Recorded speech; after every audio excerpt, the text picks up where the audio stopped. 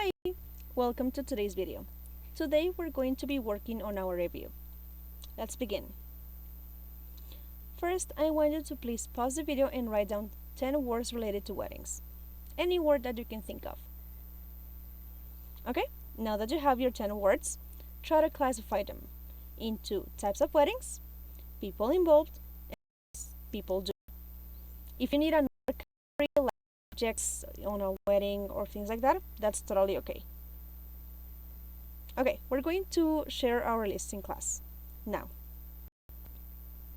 I want you to please read these sentences with me. What are the words in pink doing? He says he feels happier when he gets better at a new skill. He has become more confident and less nervous. Although he says he's not as fast as he used to be. He wants to find his biggest and best challenge in 2021. Learning is the most important thing in life, he says. If you notice, all of these words are comparing. So, let's review. Remember that we can use adjectives on adverbs and compare with them. But comparative adjectives and comparative adverbs are used to compare two nouns, if you're using adjectives, or two adjectives, two actions, or two adverbs, if you're using adverbs. They are usually formed by adding the suffix er at the end of your adjective or your adverb, or by using the words more and less. Remember that they tend to be accompanied by the word than. But of course, that's only if you mention both nouns, both adjectives, both actions, or both adverbs. Now, superlatives also help you compare, but in this case we're comparing 3 or more nouns, adjectives, actions, or adverbs. Here, we're not going to use the suffix er, but we're going to use the suffix est. And instead of using more and less, we're going to use most and least. Remember that they tend to be accompanied by the word de. Now, if you're not sure what adjectives and adverbs describe, you have there the colors. Adjectives describe nouns, and adverbs describe adjectives, verbs or actions, and adverbs. So, you can also compare using as to show two things are or are not similar to each other. For example, Anne is as big as Kelly. Why? Because they are twins. But they are not as big as their brother. If you notice, the brother is bigger than them, right? Great. Please go to student book page 136, exercise 1B. Here, you're going to complete the TV interviews with the comparative or superlative form of the words in parentheses. Some use less or least, and some need than. Please use as with the underlined words. Let's do the first sentence. In many countries, people are getting married in life. Should we use a comparative or a superlative? That's right, the comparative, later in life. Pause the video and work on the rest, please. Okay, we're going to check this in class. Now,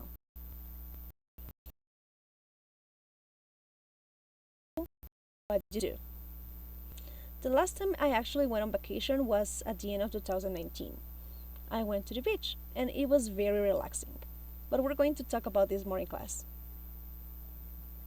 Now, please pause the video. What are they doing? If you notice, we are reporting something that someone else said.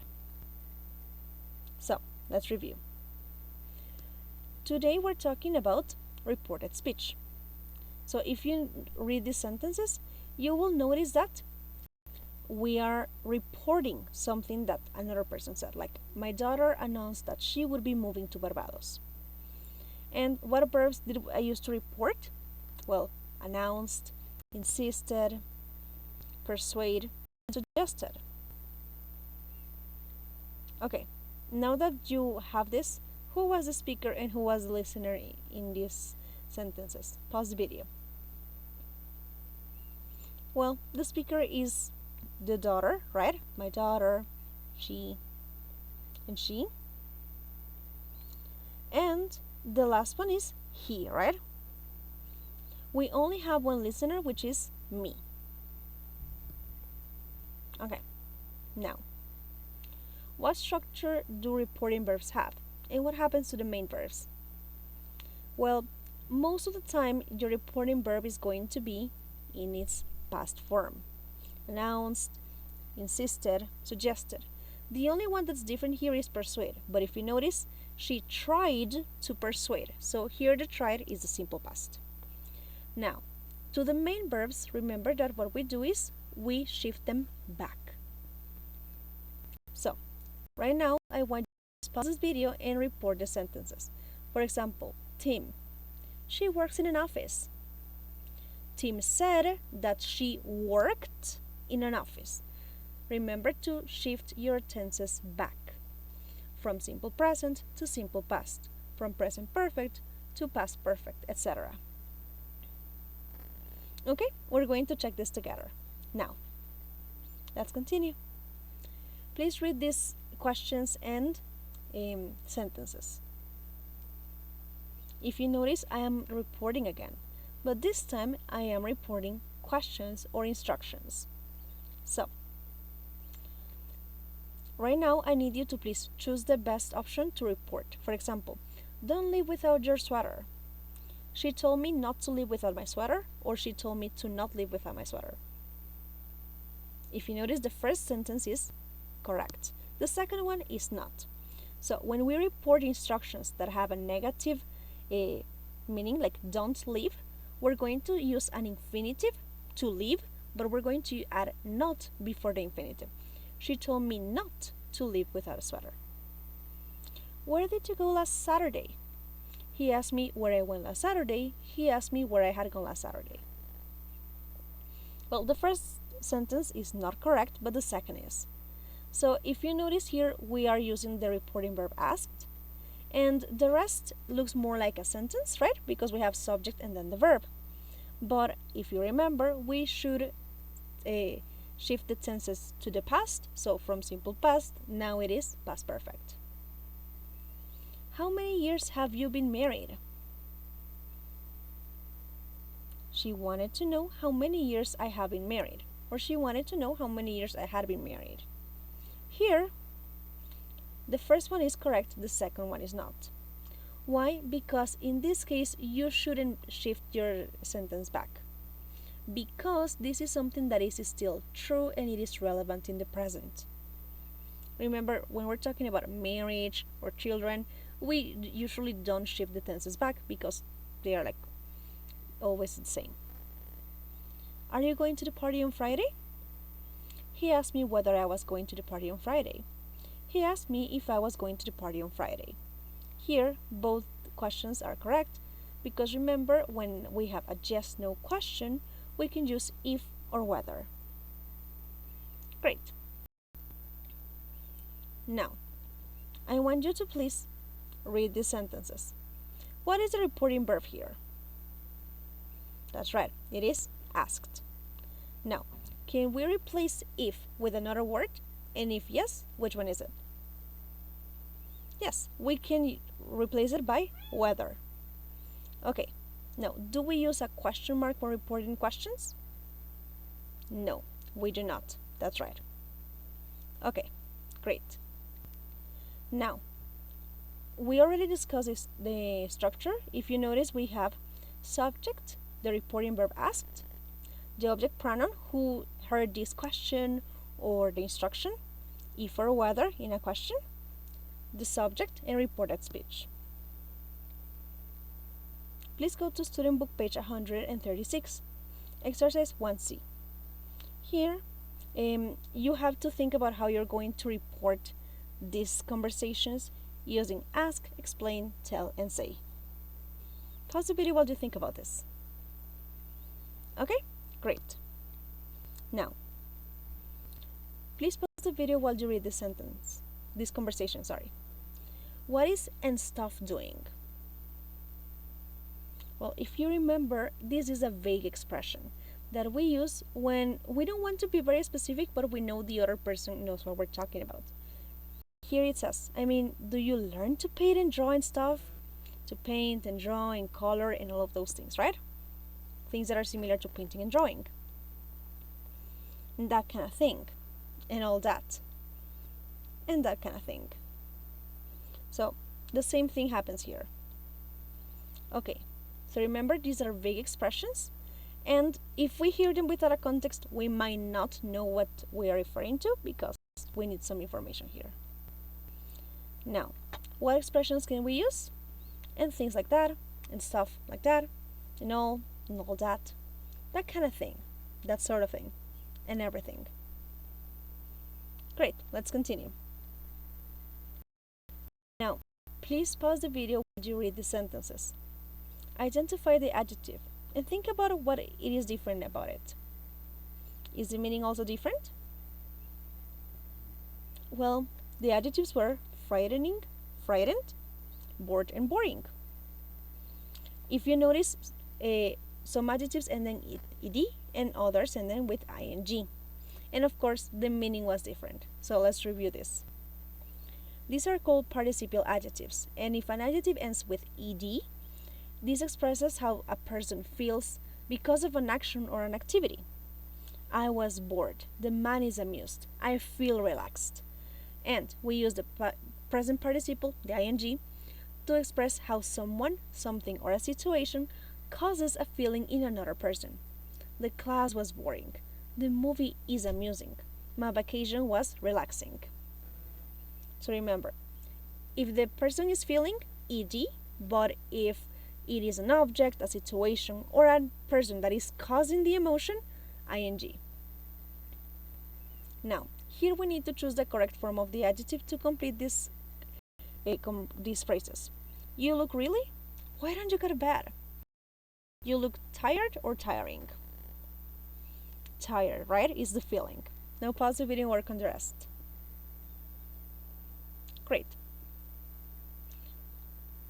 Now, here we need to match the two parts of the sentences here. What are the 5 minds good at? We know that a synthesizing mind can sort through facts to decide what is relevant.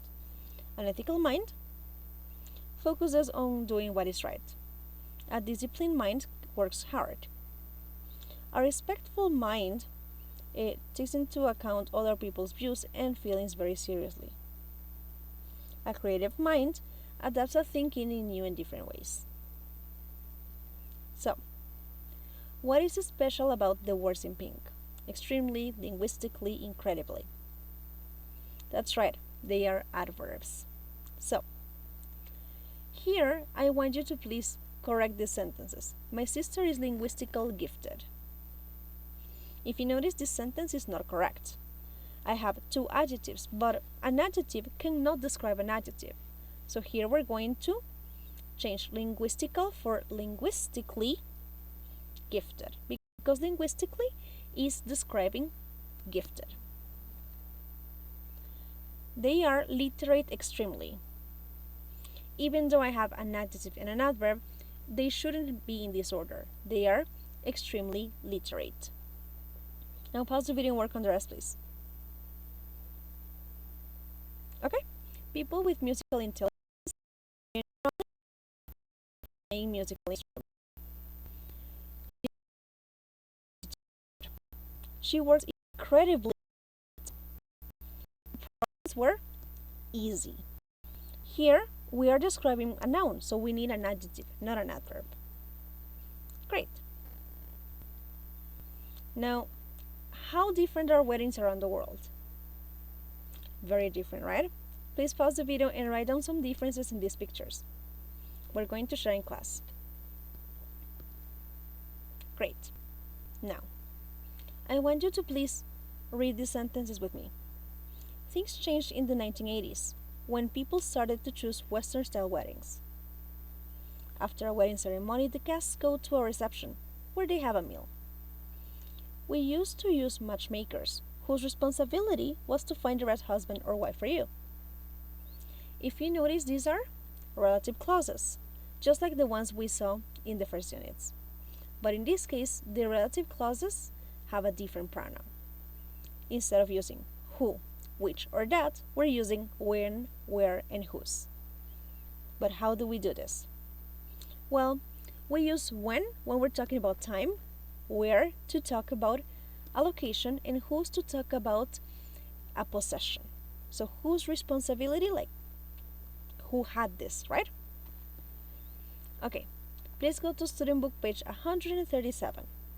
Here, use the correct adverb and adjective form of the words in parentheses and rewrite the underlined sentences as one using when, where, or whose. Pause the video. Okay, we're going to check in class. Just know that the first is physically challenging.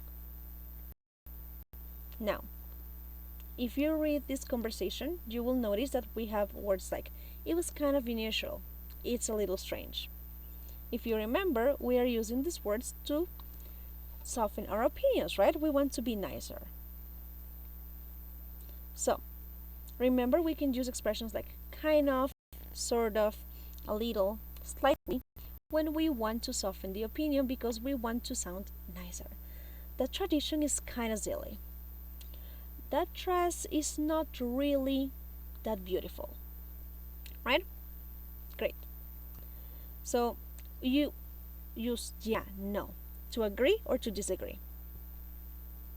If you remember, we use the expression yeah, no to agree. Like where your friends pull your ear once for every year of your age, which is sort of silly. Yeah, no. A lot of traditions are a bit odd like that. If you notice, the person agrees. They also think that the traditions like pulling your ear are kind of silly or odd. So, yes, we agree. Now, what kinds of intelligence exist? Pause the video and write down the 7 types of intelligence. Could you name them all?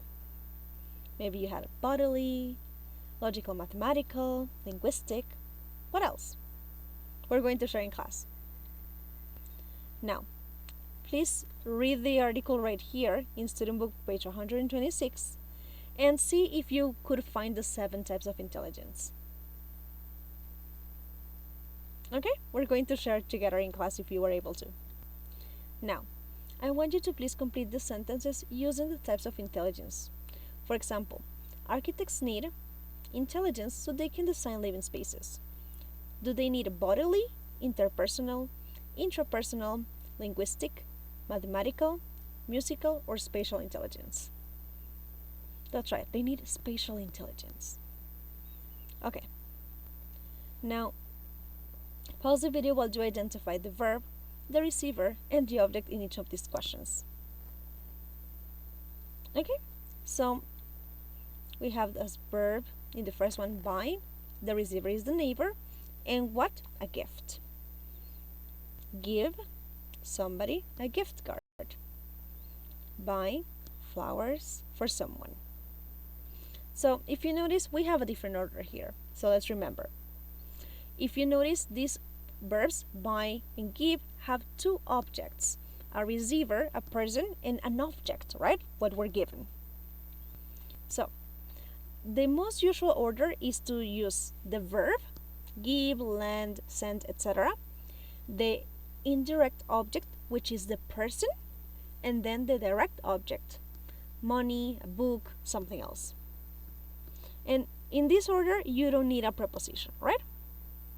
However, there is a more formal object, which is to use the verb, then the direct object, money, the book, or whatever you're given, and then a prepositional phrase. Because here, even though you're saying who this object is for, you need a preposition, to or for. Usually, you're going to use to for the majority of verbs, but be careful. What's the difference between these 2 sentences? He bought some flowers for Maria, or he bought flowers to Maria. Well, the difference is that in the first one, he is giving the flowers to Maria as a present, right? So he bought them at a store and he's taking them, maybe because there's a party or something. In the next one, he bought some flowers to Maria. Maria sells the flowers. So he went, Maria, can you give me some flowers, please? And she did, right? Now, who are the flowers for? We don't know. But if you notice, the 4 and the 2 make a difference here. So, go to student book page 137, exercise 2A. You're going to rewrite the sentences. Please complete the expressions with the words in parentheses. Add words from the box. and rewrite the underlying sentences in a different way if possible. Look at the example. My sister has a capacity for understanding others. She has great interpersonal skills. She's very sensitive to people's feelings and everything. She always gives good advice to me. She always gives me good advice. Now, pause the video while you work on the rest. Great, we're going to check together. Now, read this conversation, pause the video please. What is this question doing? You mean eating your lunch upside down? Well, here we want to confirm something. We are making an assumption. What you're saying is you could leave out your Star Trek fantasy? I guess it won't be coming then, right? We are assuming. So, we can use these expressions to mean you're saying that, what you're saying is, or I guess. Then, to draw a conclusion because you're assuming about whatever someone else is saying. But it's important to remember that this is not necessarily true. This is their interpretation of what the other person is saying. So it is an assumption.